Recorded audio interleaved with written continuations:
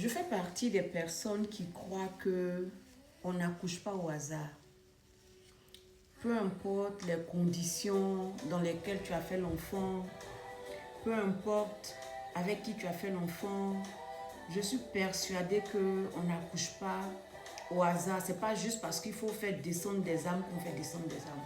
Je suis persuadée que chaque enfant vient avec une mission.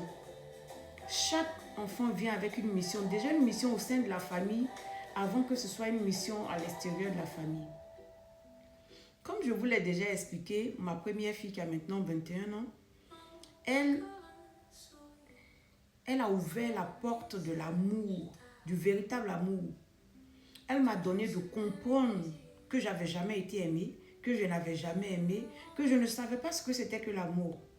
Donc, elle a ouvert la porte de l'amour pour moi. Elle m'a montré, m'a fait ressentir le véritable amour. Et puis, il y a la deuxième.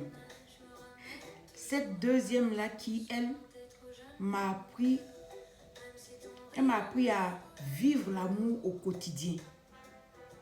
Elle m'a montré à quoi ça doit ressembler d'aimer une personne tous les jours, malgré ses défauts.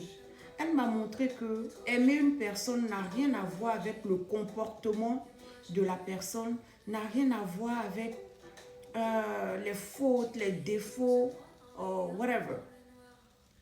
Elle m'a montré que aimer va au-delà de ce que la personne peut faire.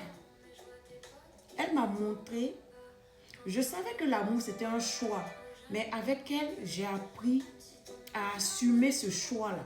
Avec ma deuxième fille, j'ai appris à assumer mon choix de l'aimer au quotidien. Et je suis persuadée que tous les enfants ont cette influence-là ou bien cet impact-là sur les parents.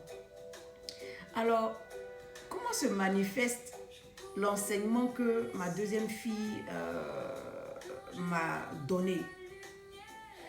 Bon, comme la plupart d'entre nous, dans les familles africaines, en tout cas, moi, chez moi, je ne me rappelle pas que mon père au réveil ait mis un point d'honneur à me dire bonjour ma fille, comment ça va, tu as bien dormi? Je n'ai pas connu ça. C'est la vérité, je n'ai pas connu ça. Chacun se réveille dans son coin.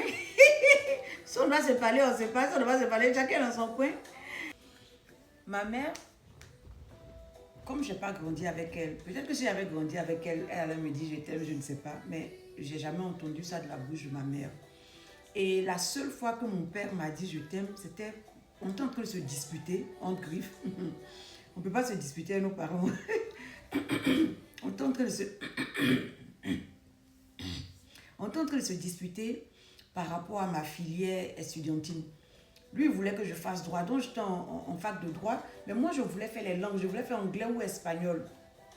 Il ne voulait pas. Il me disait, mais tu as ton oncle qui est le doyen de la fac, il va t'aider.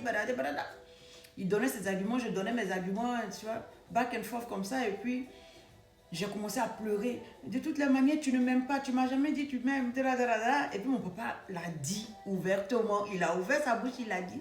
Puisque papa et moi, on s'appelait amis. Il a ouvert sa bouche, puis il a dit, Ami, je t'aime. Yeah. Ça, c'était la seule fois et la dernière fois. Je n'ai plus demandé même anyway. Et donc, mais avec ma fille, donc je vais dire, c'est dans cette atmosphère-là que moi j'ai grandi. Les attentions, les câlins, c'était vraiment rare. C'est que câlins là, je recevais ça parce que j'avais de bonnes notes à l'école. Malgré tout ce que je faisais, j'avais de très bonnes notes à l'école. Donc quand il est fier comme ça là, câlin. Sinon, câlin juste comme ça là, non, j'ai pas connu ça. Alors cette fille, je ne sais pas d'où elle vient. Ma dernière fille, je ne sais pas d'où elle vient. Dès qu'elle se réveille, la première des choses, c'est de rentrer dans ma chambre. Bonjour maman, tu as bien dormi? Est-ce que tu as fait un rêve? Qu'est-ce que tu as vu? Elle va sauter, faire un câlin, elle va bousiller ma chambre, c'est pas grave, mais elle vient avec amour. Chaque matin, j'ai ma dose d'amour. Chaque matin. Comme si elle a été placée dans ma vie pour réparer certaines choses. chaque matin, avec cette fille-là, j'ai une dose d'amour. Et avant qu'elle ne parte, avant qu'elle ne parte à l'école, avant qu'elle ne parte à l'école, au revoir maman, si elle n'est pas avant moi. Au revoir maman, passe une bonne journée, je t'aime, que Dieu te bénisse. Elle va me mettre un lot de bénédictions sur ma vie. Franchement, franchement. Et si tu ne réagis pas à sa bénédiction, si tu ne dis pas amen, ok, merci, je t'aime aussi, elle est arrêtée. Tu vas dire je t'aime aussi. Parce que moi, j'ai pas, comme je ne suis pas habituée. Quand elle me dit maman, je t'aime, elle dit je sais. Mais j'ai compris. Maman, je dis je t'aime. Donc, elle m'a habituée à dire je t'aime. C'est rentré dans mon quotidien. Kawad m'a vraiment appris à aimer au quotidien, à poser des actes d'amour au quotidien, à prouver en fait. Et je regarde mes deux enfants et c'est comme des réponses à mes prières. C'est comme des... Comment je vais dire ça? C'est comme des médicaments. C'est comme des réparations faites personnes. Des réparations, je vais dire, immatérielles, matérialisées. La plus grande a ouvert la porte et la plus petite a meublé l'intérieur de la maison. Donc, je ne sais pas combien d'enfants tu as.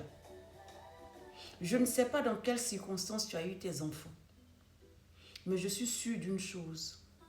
Si tu prends le temps d'observer tes enfants, tu verras que chacun d'entre eux est venu à un moment spécifique et t'a donné ce dont tu avais besoin en ce moment-là.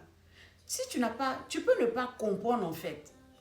Tu peux ne pas réaliser cela. Et ce qui va faire que tu vas banaliser peut-être la présence de cet enfant-là. Mais à partir de cette vidéo, je veux que tu comprennes. À partir de cette vidéo, je veux que tu comprennes que chaque enfant est un exaucement personnifié.